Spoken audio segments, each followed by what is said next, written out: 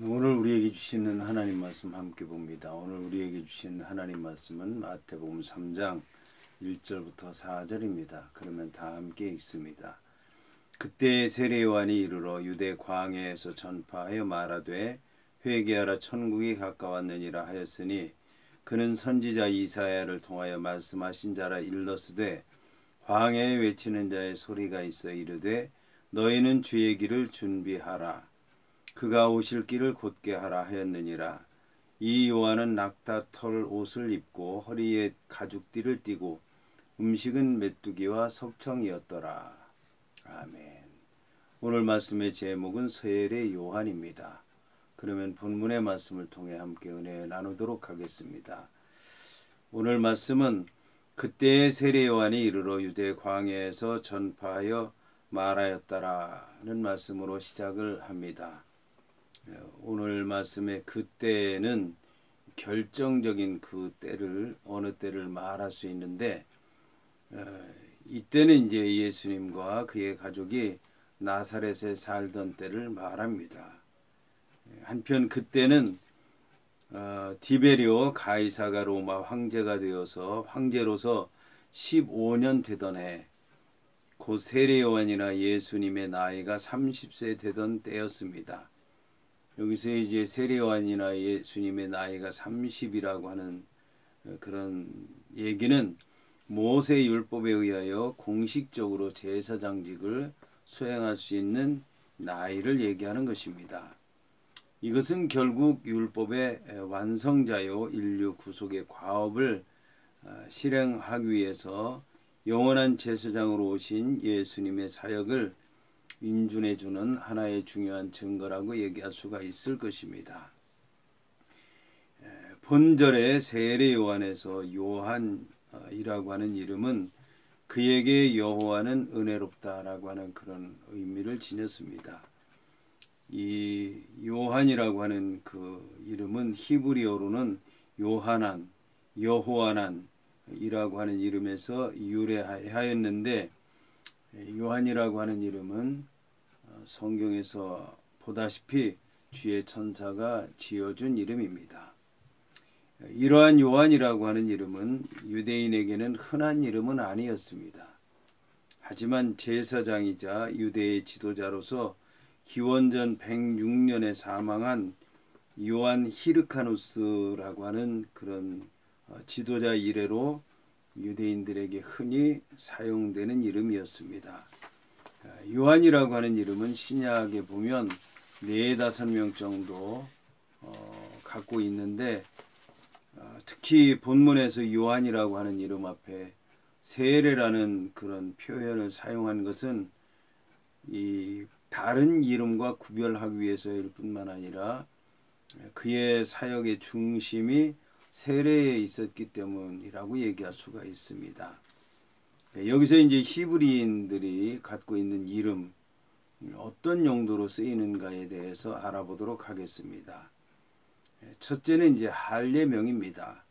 유대인들은 이제 할례를 받을 때에 할례에 합당한 그런 이름을 짓게 되는데 이 이름은 거룩한 이름으로 종교적인 목적이나 예배 의식을 행할 때에만 사용합니다. 둘째는 이제 개인명입니다. 이 이름은 세속명으로서 세상에 사는 동안에 사람들이 부르는 그런 이제 통상적인 이름을 얘기하는 것입니다. 셋째는 이제 공식명입니다. 한 개인으로서 관련된 공적 임무라든지 정신적, 신체적이라든지 아니면 신분적인 특성이 있을 경우에 일컫는 이름인 것입니다. 여기서 세례 요한이라고 하는 이름은 바로 이제 공식 임무에 관련된 그런 이름이라고 볼 수가 있습니다. 유대의 역사가 요세푸스라고 하는 사람도 요한을 가리켜서 세례자 요한이라고 하는 표현을 사용하였습니다. 본문의 세례 요한은 엄격히 말해서 율법 시대에 속한 자요 죄를 책망하여 회개를 촉구하는 구약의 최후의 예언자라고 얘기할 수가 있습니다. 그의 이름이 뜻이 하나님의 은혜와 연관된 것처럼 그는 구약의 율법의 시대를 마감하고 신약의 은혜의 시대를 준비하는 그 준비자로서의 사역을 감당한 것을 볼 수가 있습니다. 본절의 유대 광야는 여리고 남쪽과 사해 서쪽 고원에 걸쳐 펼쳐진 황량한 그런 석회암 계곡으로 되어 있는 광야를 가리킵니다.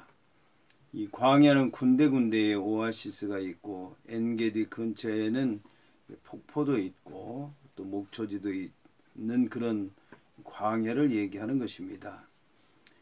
이 광야, 유대의 광야는 10황무지, 마온 황무지, 엔게디 황무지, 또 예루살렘 예루엘 광야, 이렇게 다양한 이름으로 이제 불리게 됐는데 그 모든 땅이 유대 지파에 속한 광야였기 때문에 전통에 따라서 유대 광야라고 그렇게 부르게 된 것입니다.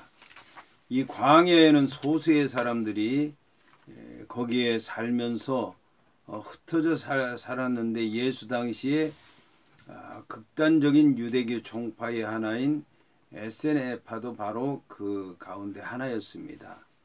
세례요한이 자라난 곳과 초기의 사역지가 바로 유대의 광야였기 때문에 세례요한을 가리켜서 에세네파라고 주장하는 그런 학자들도 있기도 합니다. 한편 유대인들의 역사성으로 볼 때에 본문의 광야는 문자적으로는 사람이 살지 않는 황량한 곳이라고 하는 의미입니다.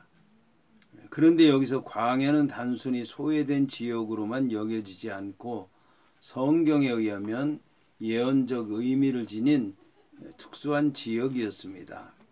그 예로서 율법이 광야에서 계시되었고 열심 당원들도 광야를 은신처로 삼았습니다. 따라서 이것이 바로 세례요한의 사역의 현재성과 역사성을 생동감 있게 전해주고 이 세례요한이 예언적 전통을 따라서 하나님 말씀을 전했다라고 하는 것을 말씀해 주고 있습니다. 이제 오늘 성경에 나오는 이 전파한다라고 하는 이 말씀의 의미는 선포의 방법과 의미에 관계된 것인데 여기서 전파한다고 하는 이 말의 뜻은 어떤 말씀을 전하고 거기에 대해서 해석하고 설명하고 풀어주고 또 그 안에 있는 의미를 또 얘기해주고 하는 그런 이제 복음 전파와는 구분이 된다라고 하는 것을 알아야 될 것입니다. 여기서 이제 전파한다라고 하는 그 말의 뜻은 메시지를 선포하되 단지 하나님께서 전파하라고 명령하신 말씀만을 전하는 것을 얘기하는 것입니다. 그리고 그것이 그의 사명의 전부였다라고 하는 것을 말하는 것입니다. 따라서 요한이라고 하는 사람이 광야를 선택한 것도 또 거기에서 세례를 베푼 것도 또 거기서 세례 회개의 말씀을 선포한 것도 다 이게 정해진 것이라고 하는 뜻을 갖고 있는 것입니다. 이어서 본문은 회개하라 천국이 가까웠느니라 하였더라고 말씀하고 있습니다. 여기서 회개하라 천국이 가까웠느니라고 하는 이 어휘를 그 단어 그대로 직역하게 되면 너희들은 회개하라 왜냐하면 하늘의 왕국이 가까웠기 때문이다 라는 뜻입니다.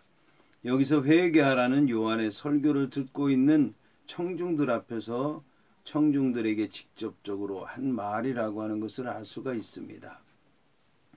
본문에 회개하라는 그 단어의 뜻은 마음을 바꾼다 라는 그런 뜻을 갖고 있습니다. 그런데 세상적으로는 단순히 어떤 일에 대해서 후회한다 라고 하는 그런 뜻을 갖고 있기도 합니다.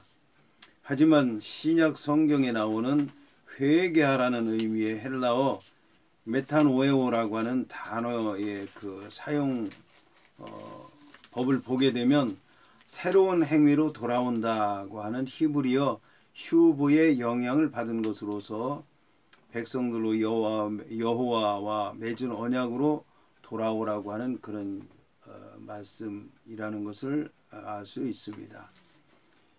이것은 유대인 중에도 믿음이 없는 자가 있고 우상 숭배에 빠져 있기도 하고 또 영적 음행에 빠져 있는 자들도 있을 수 있다는 얘기인데, 이런 자들을 향해서 돌이키고 회개하고 하나님께로 돌아오라고 하는 그런 이제 구약적인 의미라고 얘기할 수가 있습니다.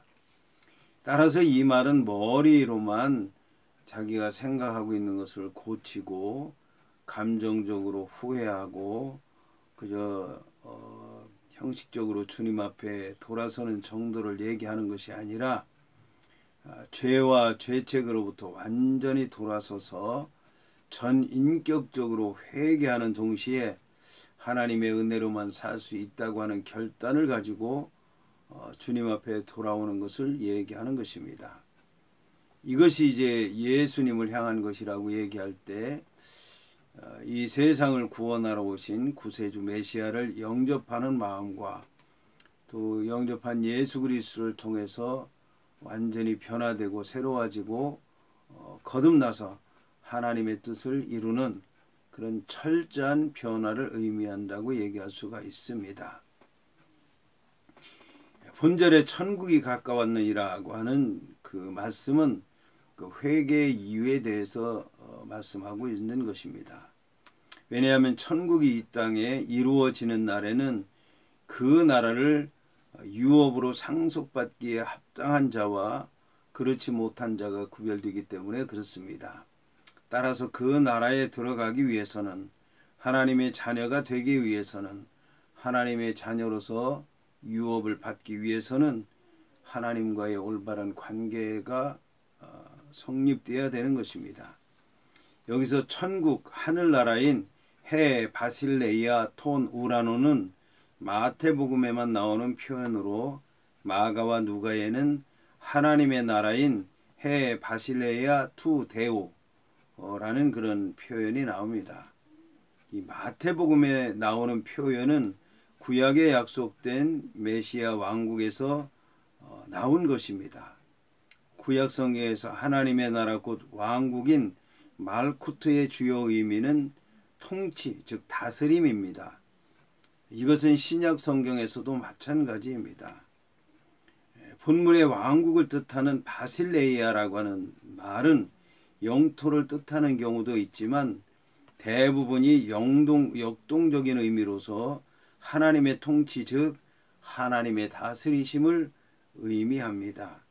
이는 당시 천국을 영적인 것으로만 해석하고 인간의 마음 안에 있는 것으로 간주하던 랍비들의 해석이나, 메시아 왕국이 이루어질 때 로마가 무너지고 정치적으로 평화와 번영, 영광이 도래하리라고 하던 그 당시의 유대인들의 극단적인 해석과는 달리 역동적으로 하나님의 나라가 이 땅에 이루어지고 있다.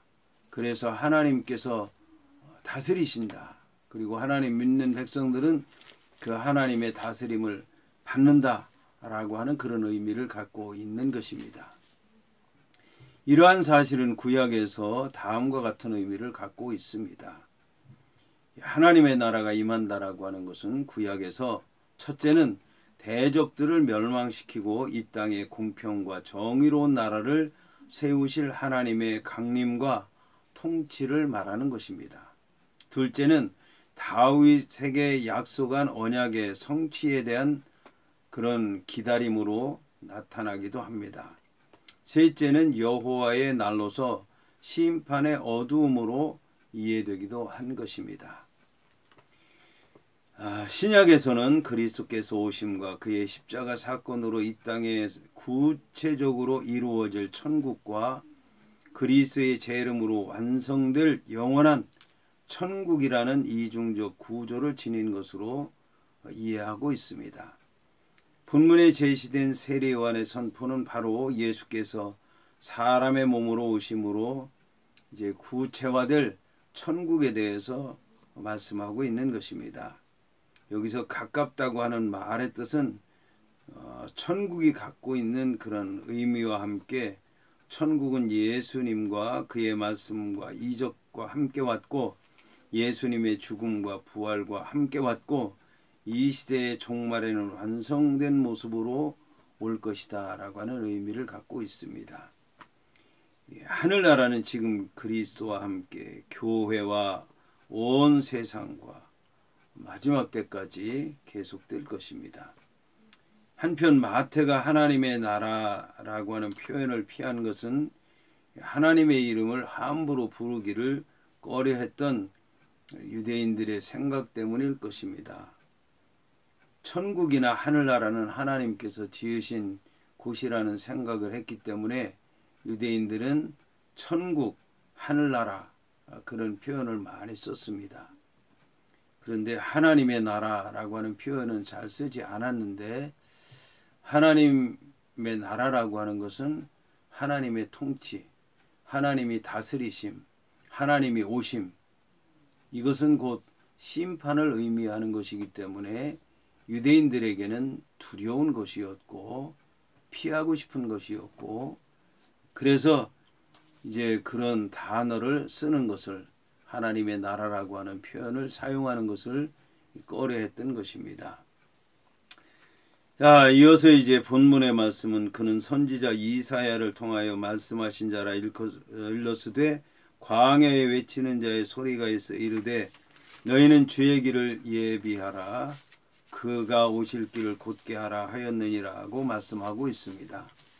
본절 3절의 내용은 2절에서 세례요한이 천국을 전파하는 근거가 됩니다. 그런 측면에서 본문은 이유와 원인을 나타내는 이제 가르라고 하는 단어가 나오는데, 이런 이제 왜냐하면이라고 하는 의미를 지닌 가르라고 하는 단어의 의미를 살려서 본문을 다시 해석하면 그는 선지자 이사야를 통하여 말씀하신 자라는 말씀을 다시 번역하면 왜냐하면 그는 이사야를 통하여 말씀하신 자이기 때문이다가 됩니다. 이러한 본문의 말씀은 그 예언과 성취라고 하는 구조로 이루어졌다는 것을 알 수가 있습니다. 특별히 세례요한 자신은 요한복음 1장 23절에 의하면 나는 선지자 이사야의 말과 같이 주의 길을 곧게 하라고 광야에서 외치는 자의 소리로다 얘기하고 있습니다. 예수께서도 마태복음 11장 10절에서 이 사람에 대한 말씀이니라 하심으로써 이사야가 예언한 내용의 그런 성취자가 바로 세례요한이라고 하는 것을 말씀한 것입니다. 한편 광야에 외치는 자의 소리에 관해서 이사야 40장 3절은 바벨론의 포로 생활에서 그의 백성을 예루살렘으로 돌아오게 하실 뿐만 아니라 더불어 이제 돌아오실 예루살렘으로 돌아오실 여호와의 길을 예비하라고 하는 예언이기도 하였습니다. 여기서 외치는 자의 소리는 하나님의 선구자를 가리킵니다. 이는 로고스 곧 말씀으로 표현된 예수와 예수께서 하신 말씀과 예수님의 인격을 소개하는 세례 요한의 메신저로서의 기능을 확실히 드러내주고 있다고 하는 것을 알 수가 있습니다. 이와 함께 외치는 자는 하나님이시요 듣는 사람은 선지자 이사야를 일컫는 말입니다. 그런데 포로에서 귀환하는 것에 대한 이사야의 예언은 온전히 성취가 되지 못하였고 부분적으로 이루어졌을 뿐입니다. 따라서 이 예언은 필연적으로 보다 온전한 성취, 곧 메시아 왕국인 하늘나라의 선포와 도래에 관심을 갖게 되는 것입니다. 이것은 결국 예수 그리스도를 통해서 이제 모든 백성들, 유대인만 아니라 바벨론만 아니라 애굽만 아니라 온 땅에 있는 애굽에 있는 그런 이제 유대인들만 아니라 이스라엘 백성들 또 모든 백성들이 돌아온다라고 하는 것을 얘기하는 것입니다. 이처럼 마태는 유대인들에게 단순히 역사적 측면에서의 포로 귀환이라고 하는 차원을 뛰어넘어서 영적으로 죄의 노예로 전락한 모든 세상 사람들을 해방시키고 이제 자신의 나라로 귀환시키기 위해서 오실 그리스도 예수의 선구자로서의 세례 요한을 가리키고 있는 것입니다. 이어서 주의 길을 예비하라는 말씀에서 주를 뜻하는 퀴리오스는 하나님에 대한 그런 신적 칭호로서 히브리어로는 주인을 뜻하는 아도나이에 해당합니다. 이는 여호와의 이름을 함부로 불러서는 안 된다는 10계명 중 세 번째 계명의 명령을 철저히 따른 것으로 알아야 할 것입니다. 그래서 이제 유대인들은 지금도 여호와라고 부르지 아니하고 여호와 대신에 아도나이라고 그렇게 부르는 것입니다. 사실은 여호와라고 하는 그 이름도 야훼가 원래 여호와의 이름인데 야훼라고 하는 이름에다가 아도나이를 붙이다 보니까 여호와가 된 것입니다.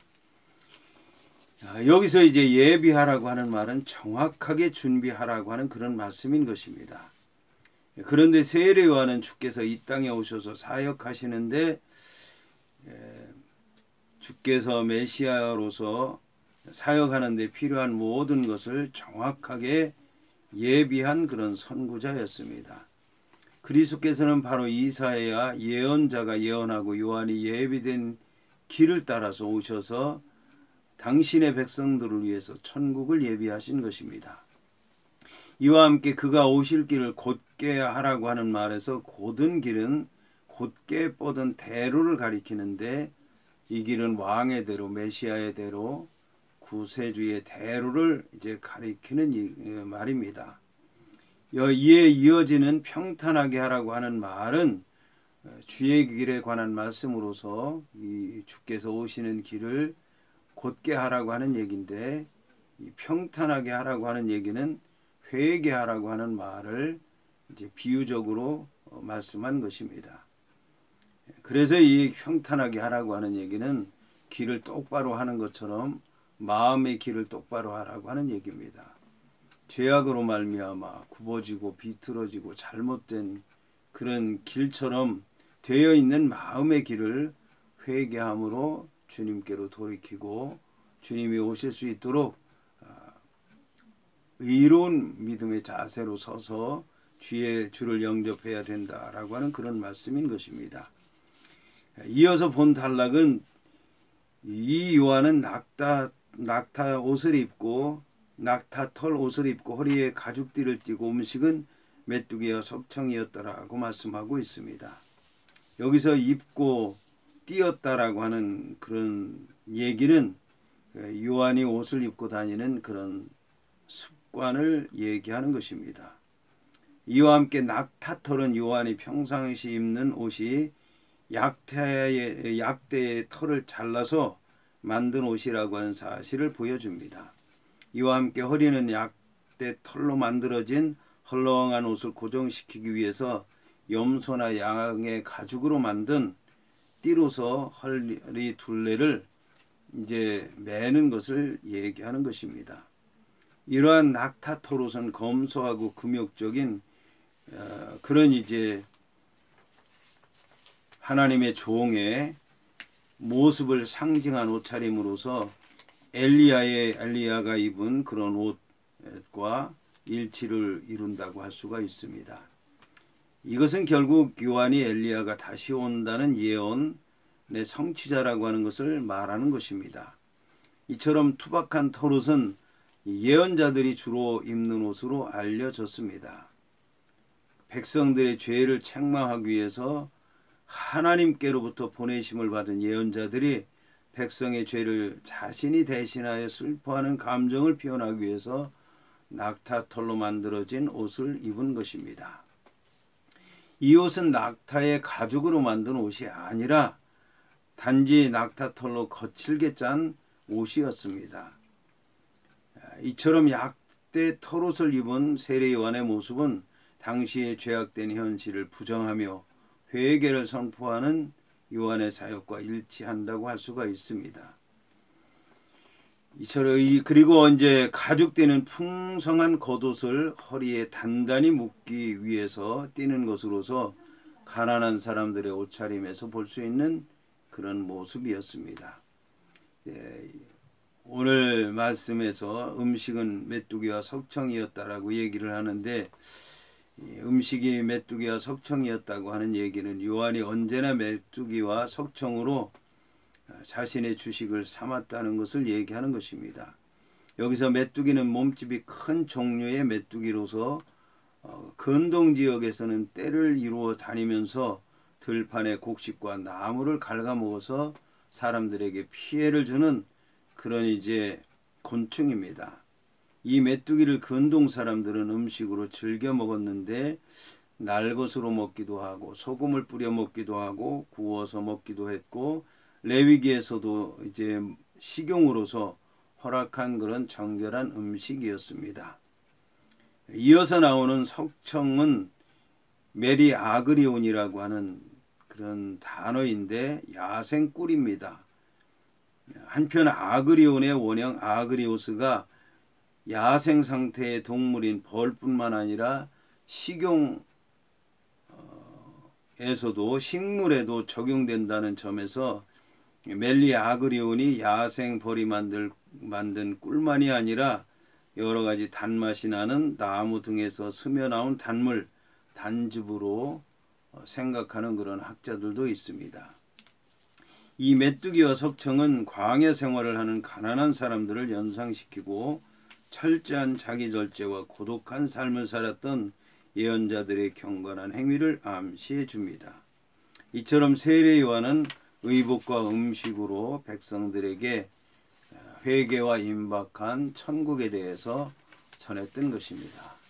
오늘 말씀을 통해서 우리는 이 시대에 하나님의 사명을 맡은 자들이 어떠한 모습으로 주님을 영접해야 되고 또 어떤 자세로 백성들 앞에 서야 되며 어떠한 삶으로서 주의 사명을 감당해야 되는가, 세례 요한의 모습을 통해서 잘 알았으리라고 믿습니다.